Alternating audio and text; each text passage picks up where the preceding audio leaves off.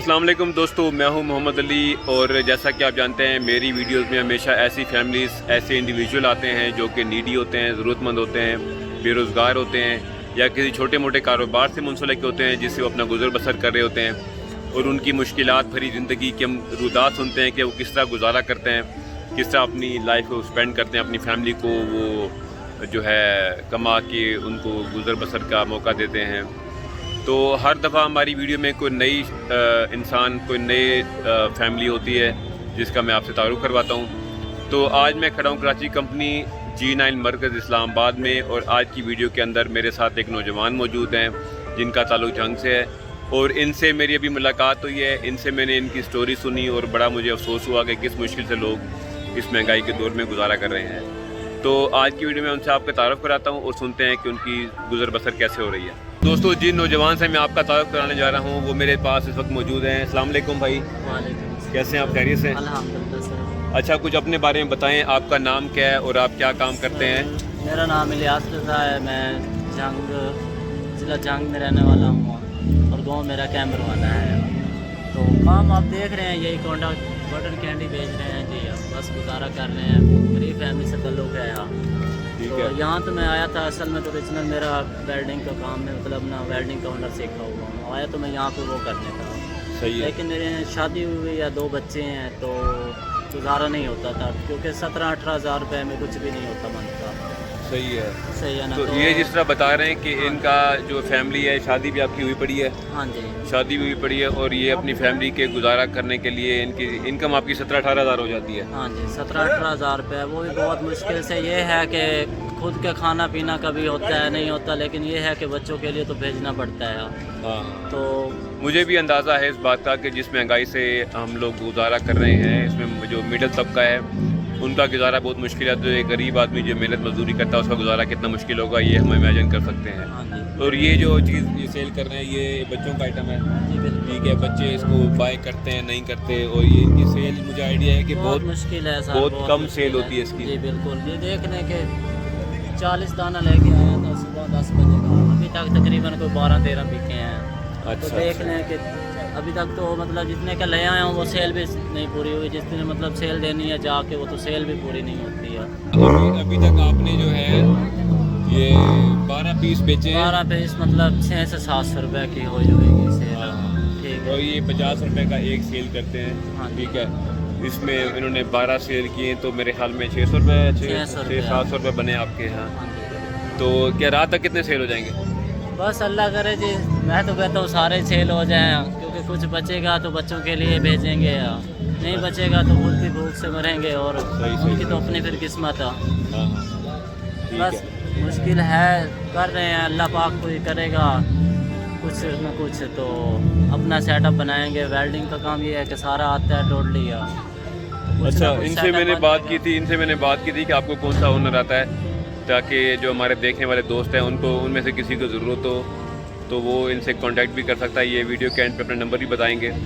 तो इनको वेल्डिंग का हुनर आता है, उन्होंने काम भी किया हुआ है। आपने पहले कहाँ काम किया वेल्डिंग का? किया हुआ है? मैंने अपने गांव में सीखा तो अपने गांव में ही था, ठीक है ना। उसके अलावा मैं फैसलाबाद भी मिल किया है, लाहौर में भी किया है, मुल्तान में, मतलब मुख्तलिफ शहरों में किया है काम। अच्छा। तो एंड ये है कि यहाँ पे कुछ कज़न लोग रहते थे, उन्होंने बुलाया था कि यहाँ आ जाओ। तो यहाँ पे काम नहीं और मिला, वेल्डिंग का था, लेकिन वो 17-18 हज़ार रुपये वो भी था। यानी कि खा पी के कुछ भी नहीं बचता था, बस 8-9 हज़ार रुपये। उसमें फैमिली चलाना बहुत मुश्किल होता है सर। हाँ। तो अब ये कर रहा हूँ कि इसमें ये चलो है कि अपना भी कुछ निज़ाम चल जाता है खा पी के, और नहीं तो 800-900 रुपये बच जाता है। अगर लग जाए तो, ना लगे तो फिर आपके सामने है कि अभी तक 12 पीस सुबह 10 बजे से आए हैं और अभी तक ये हालात है कि 600 रुपये किया, और जिसमें से रोटी भी खाई है अभी 150 तो वो भी खर्च हो गया। हाँ हाँ। ज़ाहिर है ये मजदूरी कर रहे हैं, काम कर रहे हैं, तो रोटी खाना तो ये खाएंगे, क्योंकि इन्होंने आखिर मजदूरी करनी है, चलना फिरना है। तो फैमिली तो आपके गांव में होगी? फैमिली मेरे गांव में ही है सारी। ठीक है। मैं यहाँ कज़न लोगों के साथ रहता हूँ। तो बस अच्छा। वो भी किराया वगैरह नहीं पूछते तो गुजारा हो रहा है, लेकिन इस महंगाई के हालात में इतने में नहीं गुजारा होता। तो जैसा कि मैंने आपको बताया कि इन हालात में जो गरीब लोग हैं उनका गुजारा बहुत मुश्किल है, ख़ास तौर पर मजदूरी करने वाले लोग, क्योंकि लोगों की बाइंग कैपेसिटी भी कम हो गई है। लोगों के पास पैसा ही नहीं है तो वो क्या चीज़ें ख़रीद करेंगे।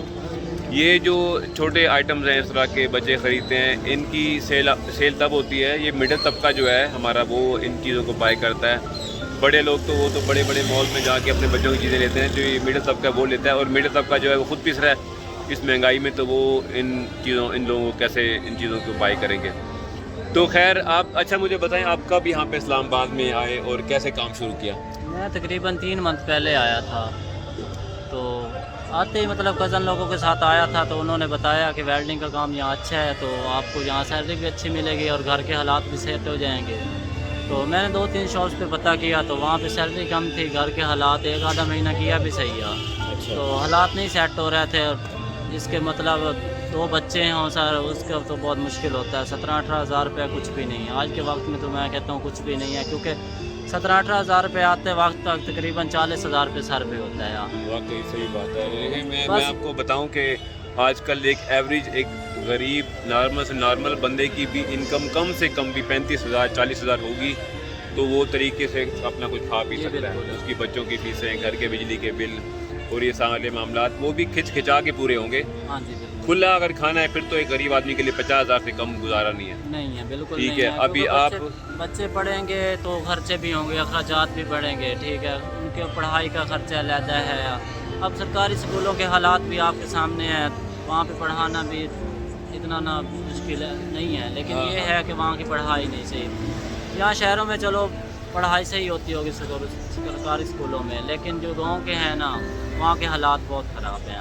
हाँ, गांव में तो ना कोई चेक एंड बैलेंस भी नहीं है। गांव में अजीब अजीब वहाँ पे खबरें भी सुनने को आती हैं। गांव में बच्चों के साथ जाती हो गई स्कूलों में, तो कभी कहाँ पे क्या हो गया, पढ़ाई का वैसे ही उनका बेड़ा गर्क हुआ पड़ा होता है, पूछने वाला वहाँ पे कोई होता नहीं। यहाँ पे फेडरल एरिया में फिर भी स्कूलों में गवर्नमेंट है या प्राइवेट स्कूल है, यहाँ पे कोई ना कोई चेक एंड बैलेंस है, गवर्नमेंट कोई ना कोई चेक करती रहती है। वाले कोई ना कोई आ जाते हैं, वहाँ तो महीनों छोड़ो सालों भी कोई नहीं आता। हाँ, सालों भी कोई भी वहाँ पे नहीं आता। जब ऐसे कुछ हालात ऐसे हो जाते हैं कि अगर बच्चियों को तो सरकारी स्कूलों में सही बोले तो किसी को यकीन ही नहीं रहा कि गांव में कोई पढ़ाएगा। हाँ। तो प्राइवेट के लिए फिर अखराजात तो बढ़ते हैं जी यार। जाहिर है प्राइवेट स्कूल जो है कम से कम भी सस्ते से सस्ता स्कूल भी होगा, उसकी 1500 तो फीस होगी। बिल्कुल है जी। ठीक है ना जी। तो वो उस गरीब आदमी जो है रोटी खाएगा ये कि 1500 रुपये फीस भरेगा एक बच्चे की, और जिसके बच्चे 3-4 बच्चे हैं वो तो फिर रुल गया। 2 हैं जी, बहुत बस वही काफ़ी हैं जी। हाँ। बहुत हैं जी यार, अल्लाह पाक उनकी ज़िंदगी करे, अगर उनका मुस्तकबिल अच्छा बन गया मेरे लिए वही काफ़ी है। बेशक उनके लिए मजदूरी कर रहा हूँ, इतनी मेहनत कर रहा हूँ जी। हम इनके लिए दोस्तों से भी मेरी गुजारिश है जो कि इस वीडियो को देख रहे हैं, उनसे एक तो गुजारिश है कि नंबर 1 उनसे ये है कि अगर उनको वेल्डिंग के हवाले से किसी काम की ज़रूरत हो तो वो इस बाइक को रब्ता कर सकते हैं। ये वीडियो के एंड पे अपने नंबर बताएंगे।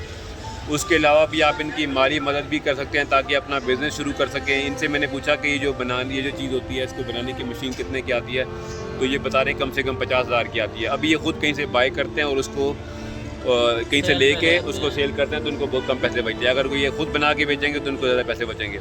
लेकिन फर्स्ट प्रायोरिटी हमारी ये होनी चाहिए कि ये अपना वेल्डिंग का काम अगर कोई इनको दे सकता है तो उनको अपने पास रखें, वेल्डिंग का काम दे, तनख्वाह पे रखें इनको, और ये अपना हुनर से अपना भी कमाएंगे और उनको भी रोज़ी का उनका ज़रिया बनेंगे।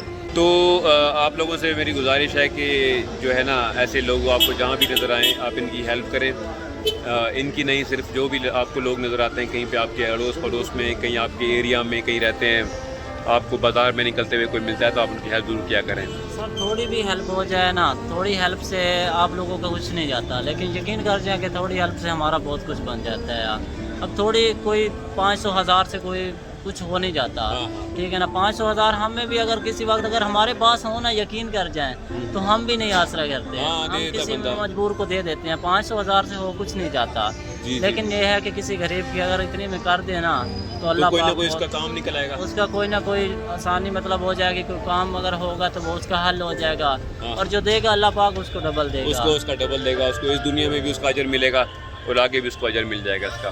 तो भाई अपना एक तो नंबर बता दें और क्या कहते हैं, और आप भी दोस्तों को बताएं कि आप किस तरह आपकी हेल्प कर सकते हैं। मेहरबानी करें आखिरी, और यही गुजारिश है कि अगर तो किसी के पास औजार हों तो मुझे मेरी शॉप के लिए दे देंगे, या कि मैं अपना काम स्टार्ट कर लूँ। अगर औजार नहीं कर सकते, हेल्प इतनी नहीं कर सकते, तो आप मुझे कोई अच्छी सी जगह पे, किसी ना किसी जगह पे अगर आपके पास कोई भी खाली है सीट, मतलब कोई भी जगह खाली है ना, तो वेल्डिंग का टोटली काम जानता हूँ मैं, तो मुझे बता दें। मेरा कॉन्टैक्ट नंबर है मज़ीद, वो भी आप लिख लें। अगर कभी भी कहीं भी ज़रूरत पड़े तो मेहरबानी करके तो नंबर लिख लें 0314 054 3012। ठीक है, ये मैं स्क्रीन पे भी नंबर मेंशन कर दूंगा ताकि आप लोगों को पढ़ने में आसानी हो जाए। तो इंशाल्लाह मैं भी इनकी अभी हेल्प करूंगा, इनकी माली मदद करूंगा। बाकी आप लोगों से मेरी गुजारिश है कि इनकी भी, इनका नंबर देख के आप इनकी भी हेल्प कर सकते हैं। और बाकी जो भी आपको अपने करीब कोई गरीब आदमी नज़र आए तो इंशाल्लाह उसकी मदद करें, अल्लाह आपको उसका अजर देगा। ये भाई पैसे रखें, ये आपकी हमारी तरफ से हेल्प समझ लें, ठीक है। और अल्लाह ताला आपको कामयाब करेगा, आपको और आपके बच्चों का रिस्क आपके हाथ में है, आप मेहनत कर रहे हैं, हमें बड़ी खुशी होती है। जी बस अल्लाह पाक उनकी लंबी ज़िंदगी करे, उनको कामयाब करे जी। हाँ जी, हाँ जी, हमारी भी दुआ है कि वो अच्छे पढ़े लिखें, अपने वालिद का हाथ बटाएं कारोबार में, और आपकी जो मुश्किलात हैं वो दूर हों। चलें, बड़ी शुक्रिया, बड़ा मेहरबानी, शुक्रिया, अल्लाह हाफिज़।